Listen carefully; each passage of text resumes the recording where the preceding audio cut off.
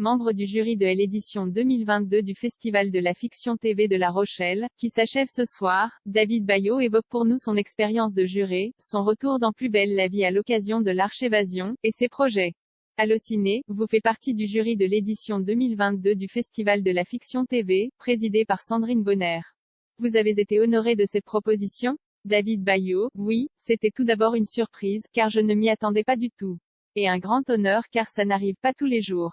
Et maintenant que j'ai rencontré le jury, je suis totalement ravie. Autant de personnalités différentes, c'est super. Et en même temps on a réussi à créer une espèce de noyau sympathique, avec des avis bien tranchés et divergents. Quel genre de présidente est Sandrine Bonner? Elle est très attentionnée et à l'écoute, et elle aime bien débattre et connaître les avis de tout le monde. Elle arrive à réunir tout le monde sous sa présidence. C'est un plaisir de vivre cette expérience à ses côtés. Que recherchez-vous dans une œuvre de fiction? En tant que comédien, c'est sûr que je vais être un peu plus attaché à un rôle, un personnage, une actrice ou un acteur qui va me faire aimer cette histoire, plus peut-être qu'une musique, une réalisation, ou une lumière. C'est cette sensibilité-là qui fait en tout cas que je pourrais donner mon avis. Mais c'est vrai que par ce rôle de juré, je dois faire attention à d'autres choses en dehors de mon métier de comédien. Y a-t-il des fictions qui se détachent déjà? Dans ce que j'ai vu, il y a beaucoup de belles choses, oui. Maintenant il va falloir qu'on délibère et qu'on se batte pour faire valoir nos envies et décider du palmarès. Rire.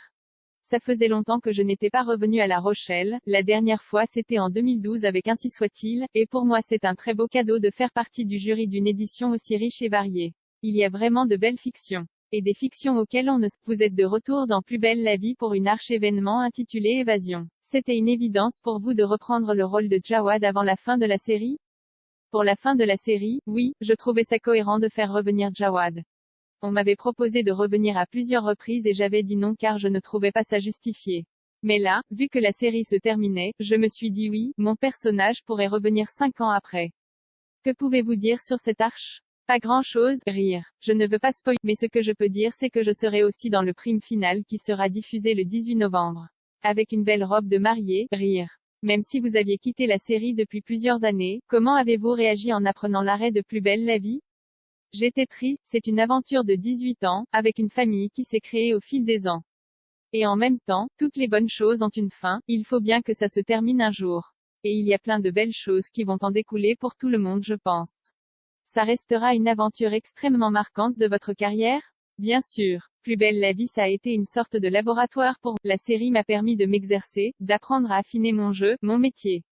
Et j'ai rencontré des personnes fortes, je pense à mes amis comédiens, à Elodie Varlet, ma plus belle rencontre sur la série, à tous les techniciens qu'on a pu croiser.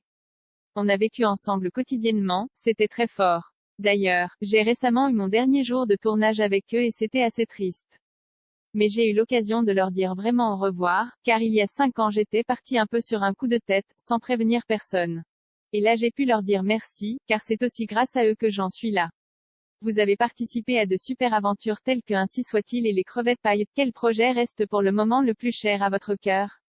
Les crevettes pailletées je pense. C'est une super belle aventure, on a pu faire 2 films, que demander de plus? Mais c'est dur de choisir car Ainsi soit-il c'était une série magnifique. Quand on m'a proposé ça pendant Plus belle la vie, je ne pouvais que foncer, une série sur Arte, sur la religion. Et, récemment, j'ai tourné Exterminate All the Brutes avec Raoul Peck et Josh Hartnett, c'était là encore une expérience formidable. Pourrait-il y avoir un 3e volet des crevettes pailletées ou une déclinaison en série?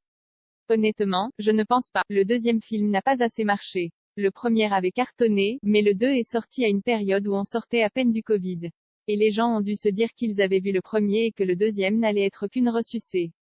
Mais on est très content de cette suite. On est super fiers. On n'a pas à avoir honte ou à rougir. C'est un film important, qui va plus loin. Peut-être qu'il sera vu dans le temps, on l'espère en tout cas. Avez-vous des projets à venir dont vous pouvez nous parler? J'ai tourné dans un épisode de L'Art du crime avec Nicolas Gaube, mon partenaire des crevettes pailletées. Et aussi dans La Stagiaire avec Michel Bernier que j'adore. Pas dans la saison qui va arriver sur France 3 dans quelques jours, mais dans la suivante, qui est déjà tournée.